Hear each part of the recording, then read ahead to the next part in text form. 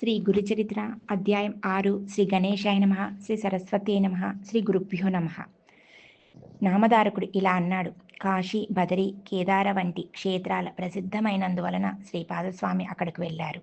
కానీ వారు గోకర్ణానికి వచ్చారని మీరు చెప్పారు. ఆ క్షేత్ర ప్రాధాన్యత వివరించగోరుతున్నాను. దానికి సిద్ధుడిలా చెప్పారు. పూర్వం రావణాసురుని తల్లి కైకసి కైలాసాన్ని పొందగోరి నిత్యము మట్టితో చేసిన శివలింగాన్ని పూజిస్తుండేది. బలగర్వితుడైన రావణుడు అది చూసి శంకరునితో కూడా కైలాస పర్వతాన్ని తెచ్చి తన తల్లికి సమర్పించాలనుకున్నాడు. అతడు అక్కడకు వెళ్ళి తన శక్తినంతా ప్రయోగించి ఆ పర్వతాన్ని నెత్తికెత్తుకున్నాడు. అప్పుడు భూమి కంపించిపోయింది. లోకాలన్నీ అకాల ప్రళయంతో నశిస్తాయని తలచి అట్టి ఆపదను నివారించమని పార్వతీదేవి శివుణ్ణి ప్రార్థించింది.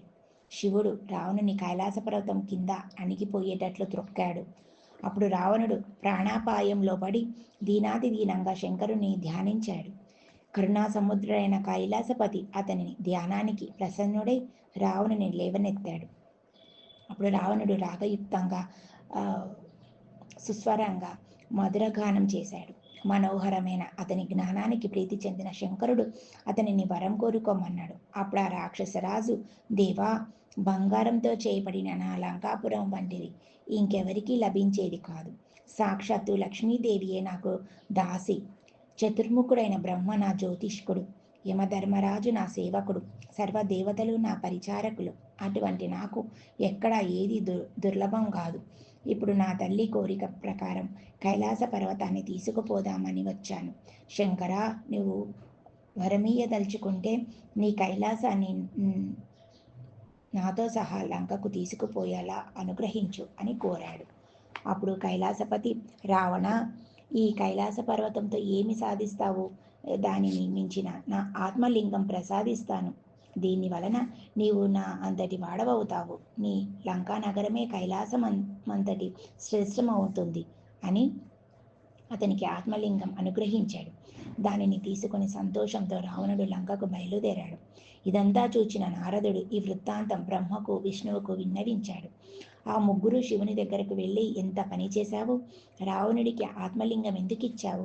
సర్వ ప్రాణకోటికి కంటకప్రాయుడు, లోక భయంకరుడు అయిన రావణుడు నీ అంతటి వాడు కావడం తగునా అని వాపోయారు. అప్పుడు శంకరుడు అతని గానానికి పరవశించి ఆత్మలింగం ఇచ్చాను. వాడు అప్పటికి ఇంకా లంకకు చేరి ఉండడు, ఉపాయం ఆలోచించి అని విష్ణువుతో చెప్పాడు. అది విని శ్రీహరి దుర్మార్గుణ్ణి మోసంతోనే జయించి ఎలాగైనా ఆత్మలింగాన్ని చేజిక్కించుకోమని నారదుని, గణపతిని ప్రేరేపించాడు. అప్పుడు దేవర్షి అయిన నారదుడు మనోవేగంతో రావణుని వద్దకు పోయి, రావణ, ఎక్కడ నుండి వస్తున్నావు, ఎక్కడికి పోతున్నావు అన్నాడు. రావణుడు శివుని ప్రసన్నం చేసుకొని ఆత్మలింగాన్ని పొంది లంకకు పోతున్నాను అని దానిని చూపాడు. రావణుని మాటలతో మార్చాలని నారదుడు, రావణ, పూర్వం మొదలగున భయంకరమైన జంతువు అడవి దున్నులన్నింటినీ చంపుతుండేది. త్రిమూర్తులు దానిని వేటాడి సంహరించి దాని కొమ్ములలో నుంచి తలా ఒక లింగం తీసుకున్నారు. ఆ లింగాలనే వారు తమ ఆత్మలింగాలుగా భావించారు. ఆ లింగం తత్సంబంధమైనది కాబోలు. ఈ శివలింగం ఎంతో పవిత్రమైనది, సాక్షాత్తు శివ సాయుధ్యం ప్రసాదించగలరు అని దాని ప్రభావం వివరించబోయాడు.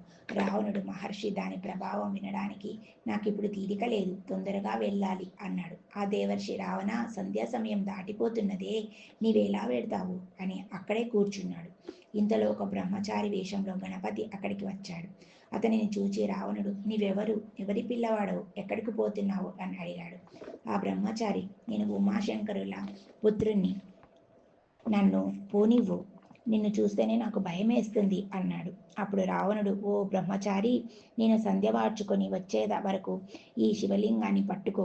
నాకు ఈ సహాయం చేస్తే నీకు సువర్ణమయమైన నా లంకాపట్టణం చూపిస్తాను. నీకు ఇష్టమైతే అక్కడే హాయిగా ఉండవచ్చు అన్నాడు. ఆ వటువు, అమ్మో, ఇంత బరువైన శివలింగాన్ని నేను ఎంతసేపు మోయగలనా?